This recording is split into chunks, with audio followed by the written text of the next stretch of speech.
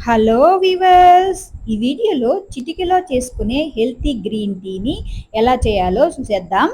ఇప్పుడు అందుకు కావాల్సిన పదార్థాలు నేను ఈ వీడియోలో చూపిస్తున్న అన్ని పదార్థాలు కూడా మన వంటింట్లో ఎప్పుడూ ఎక్కువగా ఉండేటివే అండి.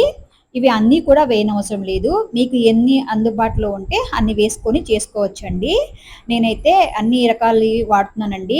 ఇందులో వేస్తున్న దాల్చిన చెక్క గానీ, తర్వాత లవంగాలు, యాలకులు, మెంతులు ఇవన్నీ కూడా మన ఆరోగ్యానికి ఎంతో మేలు చేసేటివే అండి. ముఖ్యంగా థైరాయిడ్, తర్వాత డయాబెటీస్, ఇంకా వెయిట్ లాస్, పీసీఓడి అన్ని విషయాలకు బాగా పనిచేస్తాయి. వీటన్నిటిని బాగా మిక్సీ వేసుకొని పొడి చేసుకోవాలి.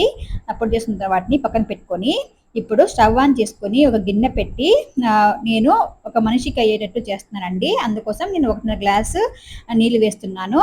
ఆ తర్వాత నీళ్ళు మరిగిన తర్వాత మనం కడిగి పెట్టుకున్న పుదీనా ఆకులు, కరివేపాకు ఆకులు, తర్వాత కొత్తిమీర ఆకులను, ఆ తర్వాత కచ్చాపచ్చాగా దంచుకున్న అల్లంని వేసుకొని బాగా మరిగిస్తున్నాను.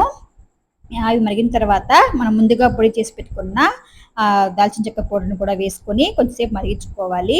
ఆ తర్వాత నేను టేస్ట్ కోసము నాటు చక్కెర వాడుతున్నానండి. మీకు షుగర్ అవసరం లేకపోతే స్కిప్ చేయొచ్చు. లేదంటే బెల్లం ఉన్నా గానీ వేసుకోవచ్చండి.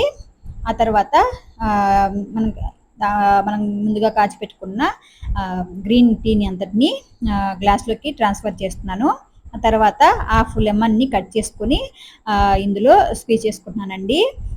లెమన్ వేసుకోవడం వల్ల టేస్టు, తర్వాత ఇంకా మనకి యాంటీ ఆక్సిడెంట్స్ కూడా లభిస్తాయి. ఈ యాంటీ ఆక్సిడెంట్స్ వల్ల మనకి వెయిట్ లాస్‌కి కూడా బాగా ఉపయోగపడుతుందండి. అంతేనండి, ఎంతో ఈజీగా చేసుకునే గ్రీన్ టీ రెడీ అండి.